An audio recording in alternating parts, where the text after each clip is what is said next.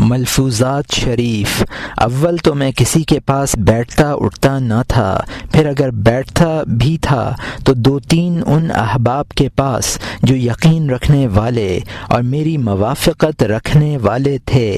تو اولیاء اللہ کی صحبت میں رہ، کیونکہ ان کی صفتوں میں سے یہ ہے کہ جب وہ کسی شخص کی طرف دیکھتے ہیں اور ان کی طرف اپنی توجہ مبذول فرماتے ہیں تو اس کو زندگی عطا فرما دیتے ہیں، اگرچہ وہ شخص جس کی طرف ان کی نظر پڑی ہے یہودی یا نصرانی یا مجوسی ہی کیوں نہ ہو،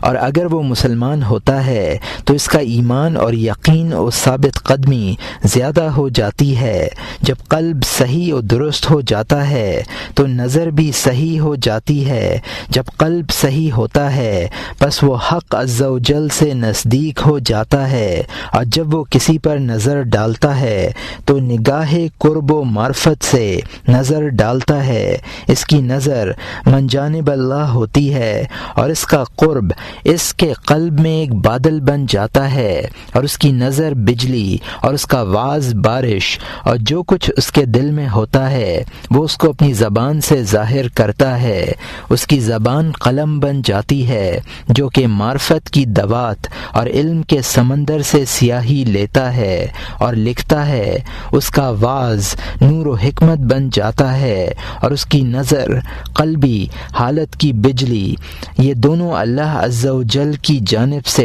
ایک مضبوط جڑ سے ظاہر ہوتے ہیں جو حکموں کے بجا لانے اور ممنوعات سے باز رہنے میں اور رسول اللہ صلی اللہ علیہ وآلہ وسلم کے راضی کر لینے میں ثابت قدم ہو جاتا ہے۔ اس کو یہ معرفت و قرب حاصل ہوتا ہے۔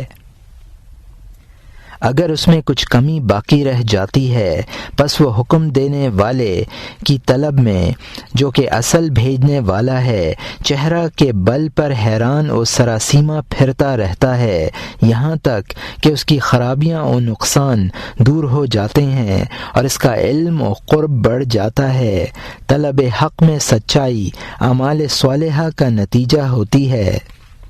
عمل صالحہ وہ ہے جو کہ اللہ عز و جل کے لیے ہو اور اس میں کوئی شریک نہ ہو۔ عمل صالح تجھ کو تیری مراد کی شاہراہ پر لا کر ڈال دے گا، اس میں تو دائیں بائیں سیر نہ کرے گا بلکہ تو اپنے قلب و سر معنی کے قدموں سے مخلوق اور دنیا و آخرت سب سے علیحدہ ہو کر اس راستے میں سیر کرے گا،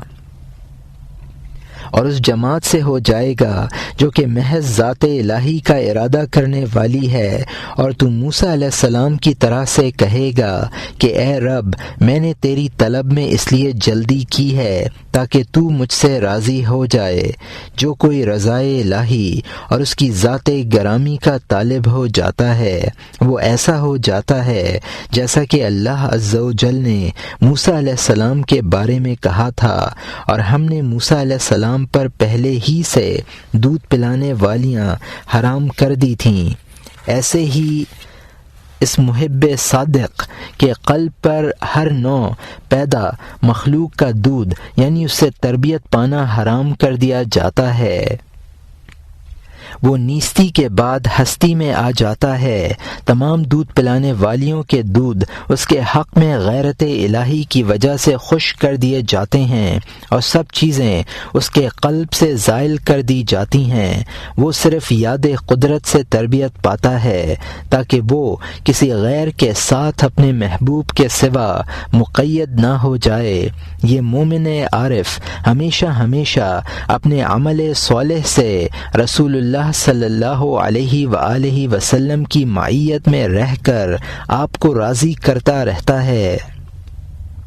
یہاں تک کہ آپ اس کے قلب کے لیے اپنے رب عز و جل سے حضوری کی اجازت طلب فرماتے ہیں۔ یہ عارف حضور کی خدمت میں مثل غلام کے کمر خدمت باندھے حاضر رہتا ہے۔ عرصہ دراز کی خدمت کے بعد آپ سے عرض کرتا ہے کہ اے میرے استاد، مجھے بادشاہ کا دروازہ دکھا دیجئے، اسی کے ساتھ مجھے مشغول کر دیجئے، ایسے موقع پر مجھے بٹھا دیجئے کہ میں وہاں سے اس کو دیکھ لوں، میرا ہاتھ اس کے قرب کے دروازے کی زنجیر میں لگا دیجئے۔ پس حضور اس کو اپنی معیت میں لے کر آستان